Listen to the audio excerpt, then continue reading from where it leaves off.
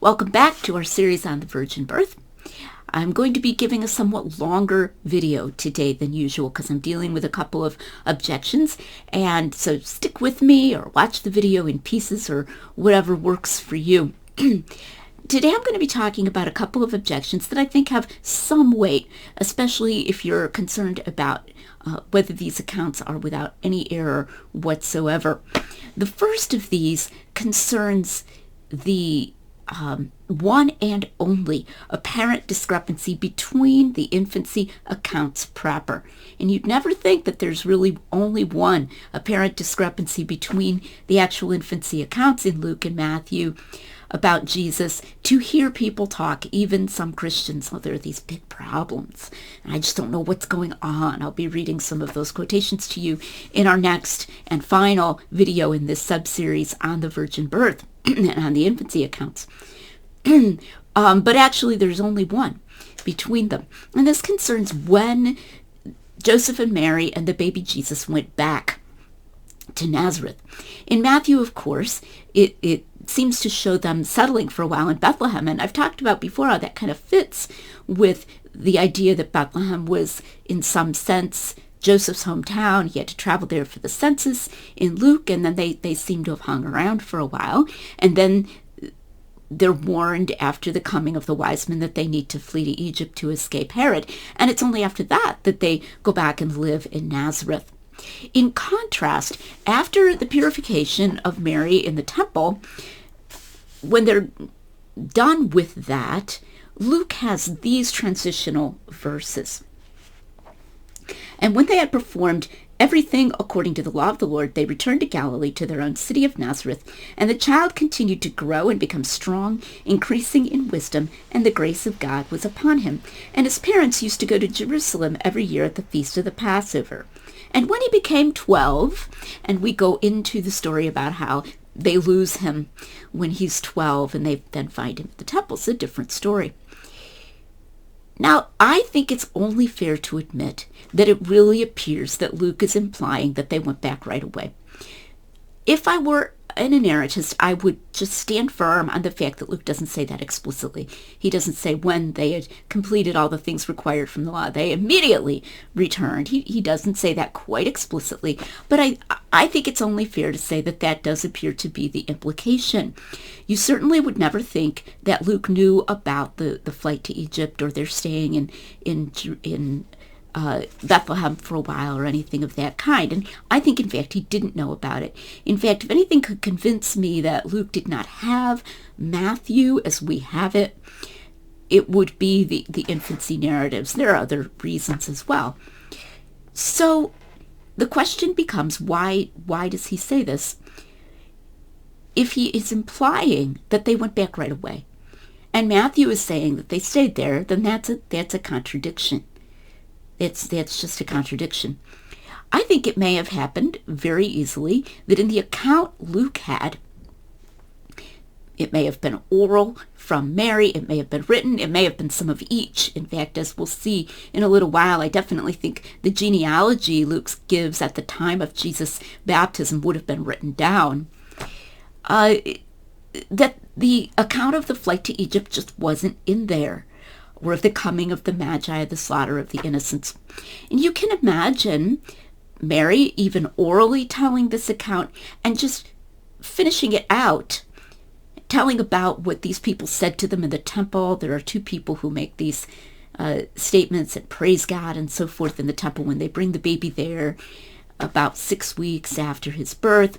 And then saying something like, and later, when we were living in Nazareth, we used to come every year to Jerusalem to the feast of the Passover, just kind of jumping to the next account.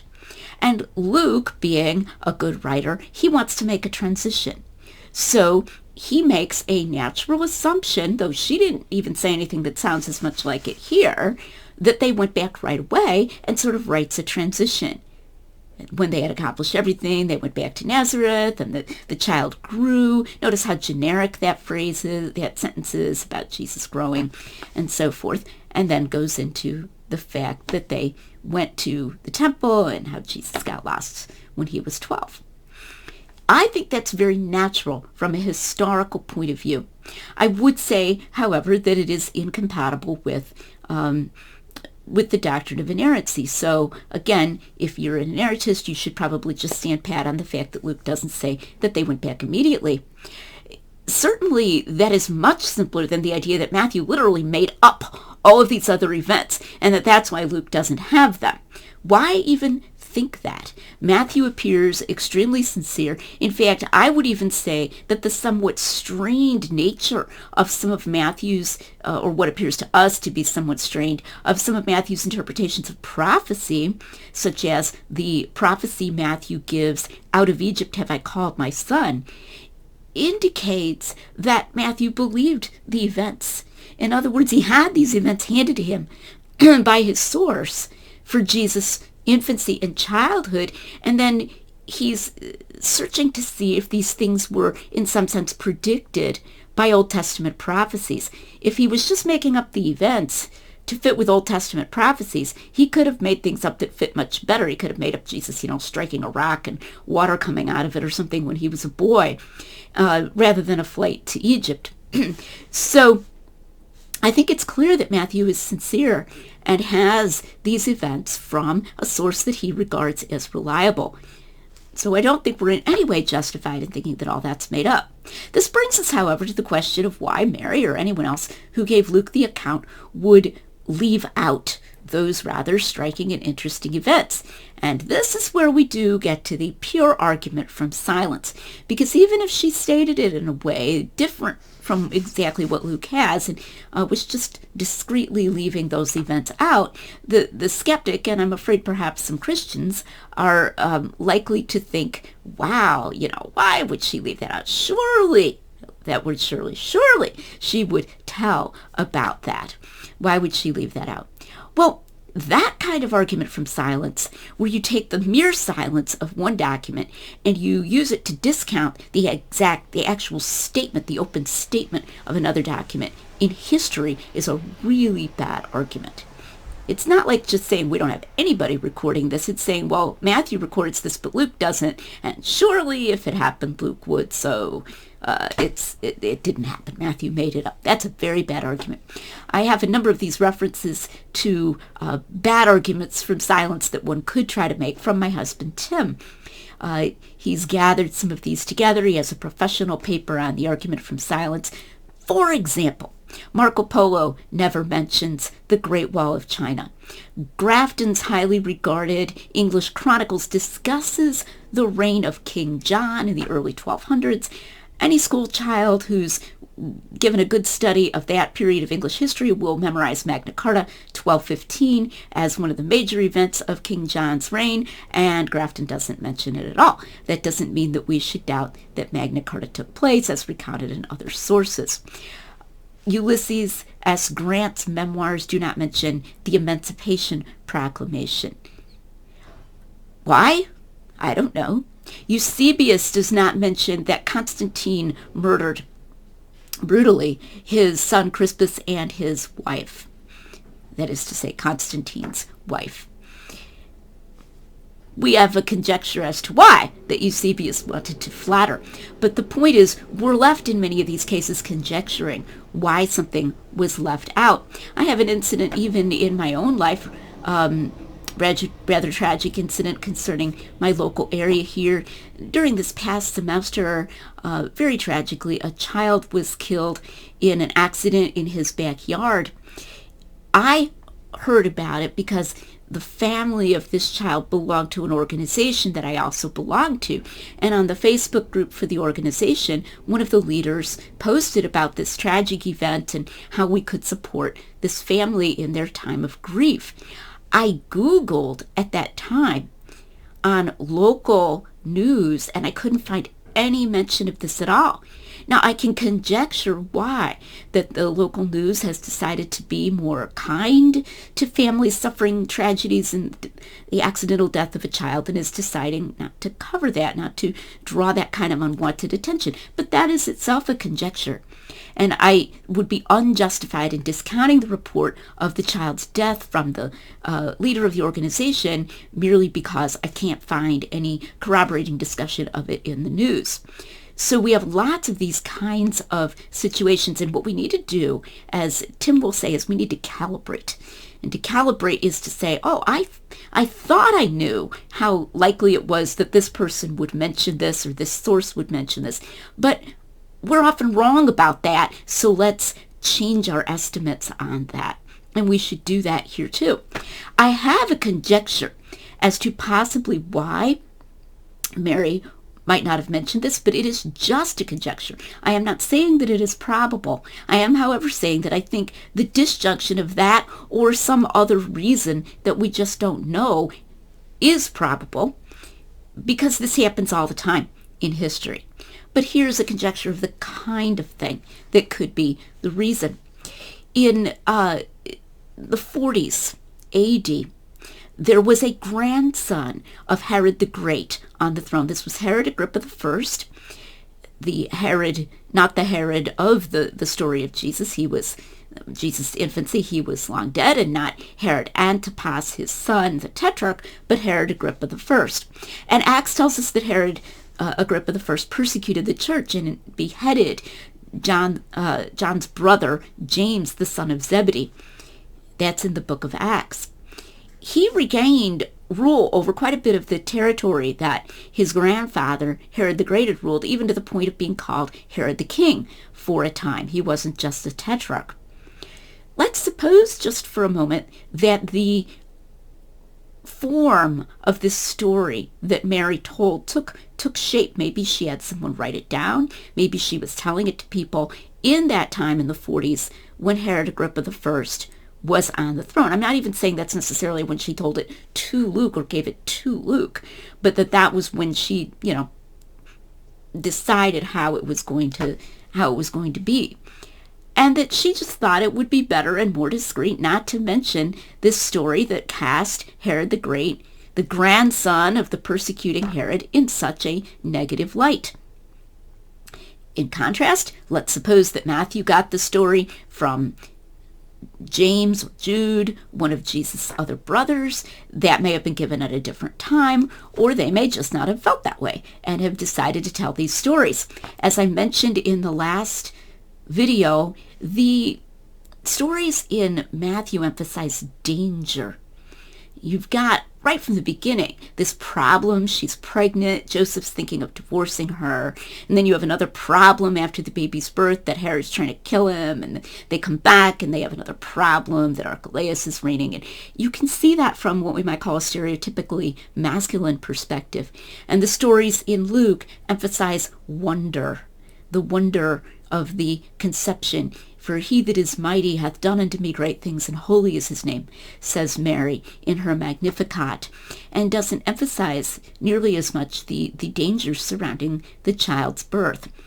So I think we can see reasons why she might have simply not told that story.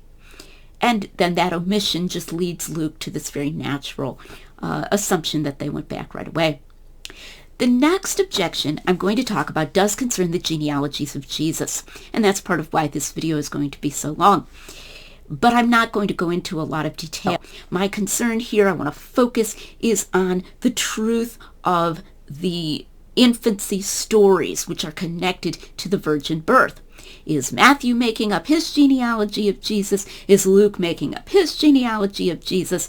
That's the question, because especially in Matthew, that genealogy occurs right before his story of Jesus being conceived by a virgin. There is an apparent contradiction here, because both genealogies appear to be connected to Joseph, and yet they have several different names, particularly after David. So what's the deal? This has been discussed for hundreds of years, in fact, well over 1,000 years. I believe Julius Africanus, writing in the late 2nd century, was one of the first whom we have extant to discuss this alleged discrepancy, because the names are different. I'm not going to go into all the different ways that the names are different, but this, of course, is a field day for skeptics. Oh, they're just making these genealogies up to connect Jesus to David because, look, they appear to contradict one another. Since about the Reformation, or somewhat before then, a popular solution to this apparent discrepancy is the one that I think is most probable, though I'm not absolutely camping on it, which is that the genealogy in Matthew is that of Joseph and the one in Luke is that of Mary. This does lead to another problem, though, which is that when you read the introduction to it, in Luke, it doesn't look like the genealogy of Mary. And here's what he says. He's talking about Jesus, how Jesus is about to be baptized. When he began his ministry, this is in the NASB, Jesus himself was about 30 years of age, being supposedly the son of Joseph, and then it says the son of Eli, the son of Matthat. That phrase, son of, for Eli and Matthat, however, is not in the Greek. Also, the text family that this is based on actually has being the son, as was supposed of Joseph. So, moving that word son, which some scholars have emphasized and implied that there's a parentheses implied there, of course, no real parentheses in the Greek, that would have it that Jesus was really the son in the sense of descendant of Eli, and that, it's being the son, as it was supposed of Joseph, but really of Eli, and so forth, with Eli being Mary's father. And that this is what Luke intended, and that this is what he implied, and that this is what someone who understood the Greek would have just understood from it. I'm not convinced by that. I've tried to look into it. I'd like to be convinced by it, but I can't find any church fathers taking that theory, and they knew Greek extremely well. You can say maybe they had the other text family, but I'm just not finding enough independent evidence that those slight differences in the Greek would be sufficient to imply that Jesus was the son or descendant of Eli, but not of Joseph. The other thing is that there would have been a much more obvious way if Luke knew that this was the genealogy of Mary, for him to say that it was the genealogy of Mary. He could have said, being the son, as it was supposed of Joseph, the husband of Mary, of Heli, etc., etc., etc. He could have just worked Mary's name in there very gracefully. And I generally try to avoid theories according to which the gospel authors are being super subtle and implying things in super subtle ways. So if I criticize such theories when they're made by people who are saying that there's some subtle theological meaning here that I don't think is there, or that there's some hyper subtle implication that something isn't historical when it looks completely historical, then I have to be honest and not use hyper subtle theories about Luke implying something in this subtle way when he could have said it much more obviously if that's what he thought. At the same time, I do think that probably the simplest explanation is that this is the genealogy of Mary. This leads me to prefer a theory for this apparent discrepancy that these both look like genealogies of Joseph that is similar to the one I gave a moment ago, though it would be incompatible with inerrancy. And this theory would be that Luke had this genealogy written down. You would write down a genealogy, even if he got the other stuff orally, and that by the time he was writing his gospel, he was not immediately in the presence of Mary or someone he could check with. He might have gone on his travels with Paul. He couldn't just call her up on the phone and say, hey, now just to clarify, this is Joseph's genealogy, right? Didn't have a way to clarify. And that he thought, because genealogies were most often done through the male parent, that this was the genealogy of Joseph, and that he just then put a reference to Joseph in there kind of to make it smooth, to bridge the gap, and so forth. Again, all in good faith, and again, not having Matthew. I think it's just obvious that Luke didn't have those infancy sections of Matthew. Again, in good faith, thinking that this was the genealogy of Joseph. Now, why would I even think that either of these is the genealogy of Mary? I want to point something out. There's a difference between saying that one of the genealogies in the Gospels is that of Mary and saying that the author knew that or intended that or said that. It could be that this is the genealogy of Mary even if Luke didn't realize that. And the virgin birth actually makes it plausible that the genealogy of Mary would be kept. In fact, the Apostle Paul says that Jesus was of the seed, and that's like from the word sperm, of David according to the flesh. That's from the word sarx, according to the flesh. So if he's saying that Jesus was of the seed of David according to the flesh, then Jesus had to be physically descended from David. And if the virgin birth is true, then Mary had to be. In fact, I believe the church father Tertullian made this point, though he didn't expressly draw the conclusion that Luke's, or Matthew's for that matter, is the genealogy of Mary, but emphasized that he had to be descended from David physically.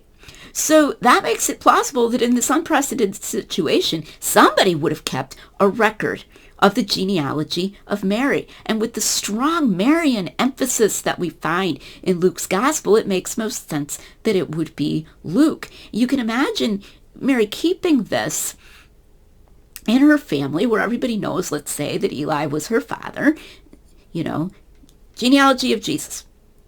Of Heli, of so-and-so, of so-and-so, it traces it backwards. Matthew traces it forwards from Abraham.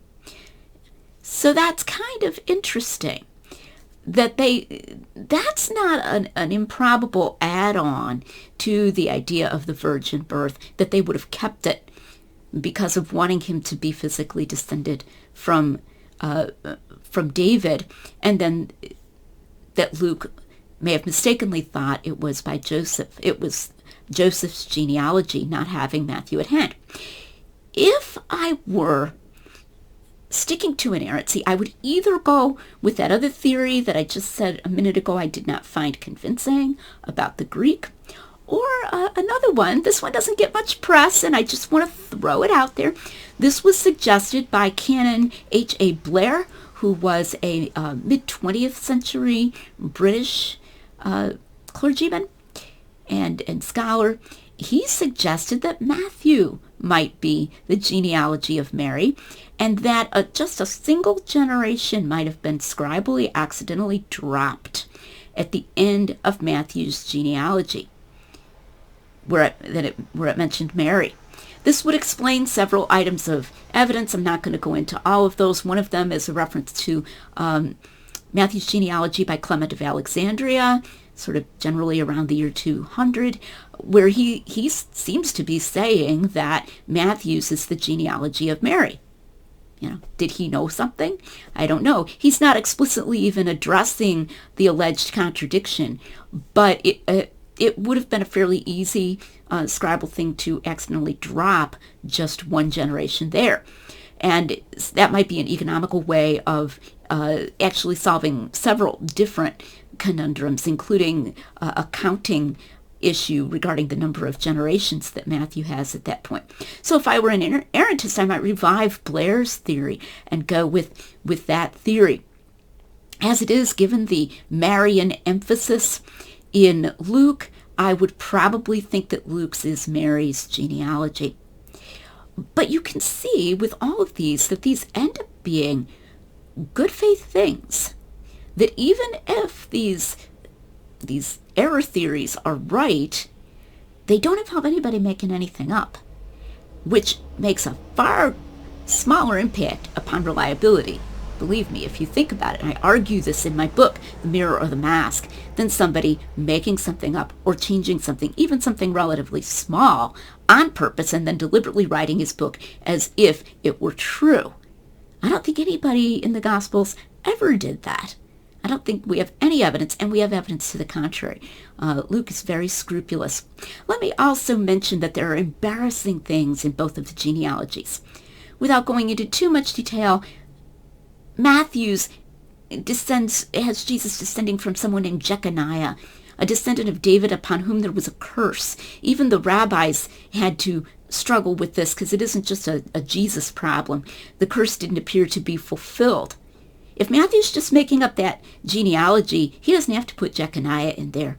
Similarly, there are promises to the descendant of Solomon, David's great son, who built the temple, that God would build his house in a metaphoric sense as well. If Luke is just making up the genealogy of Jesus, or someone who gave it to Luke is just making it up, he could have had Jesus descended through Solomon there, but instead Jesus is descended through Nathan, a different son of David there. So each of them has something about it that could have been made up better from a Christian apologetic point of view if these are just made up. And I think that's evidence that they're not made up. Luke and Matthew both get their genealogies from sources that they have reason to believe are true, and I think we have reason to believe that these genealogies are true as well. And that's actually basically it. Even by reaching outside of Luke's infancy account to his baptism account to grab Luke's genealogy, I've given you the two toughest, even apparent discrepancies or problems. I would say even more so than the census, which I dealt with before, that I think has several very plausible answers. That's interesting. Bear that in mind. Next time, I'm going to wrap up talking about some unfortunate concessions that some Christian scholars have made in their ways of talking about the infancy accounts, and then trying to salvage the virgin birth with multiple attestation. And that's not going to work if you make those concessions, as I've mentioned before. And I'm going to end by assuring you that those concessions are unnecessary, and they're not on to anything that we haven't already covered, and that the skeptics haven't brought up. And so therefore, if those objections are answerable in ways that leave the very robust reliability of the accounts intact, then the robust reliability of the accounts is intact. I'm going to continue to wish you a Merry Christmas. This video will be released still during the 12 days of Christmas. Thanks for watching. Be sure to like, subscribe, and hit the bell for notifications.